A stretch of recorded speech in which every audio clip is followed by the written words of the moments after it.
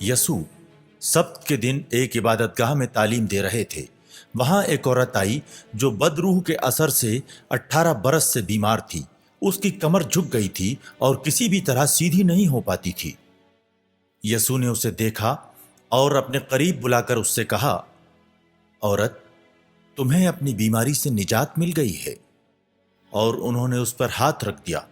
वो फौरन ही सीधी हो गई और खुदा की हम्द व सना बयान करने लगी।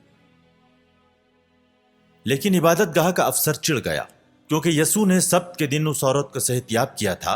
उसने लोगों से कहा, 6 दिन हैं जिनमें काम करना मुनासिब है, इसलिए उन्हीं दिनों में सेहतयाब होने के लिए आओ, सब्त के दिन नहीं।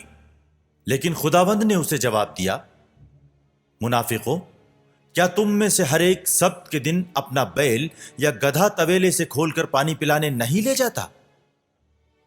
शैतान ने इस औरत को, जो इब्राहिम की बेटी है, 18 बरस से कैद कर रखा था, तो क्या इसे सब्त के दिन उस बंदिश से आजाद कराना मुनासिब नहीं था?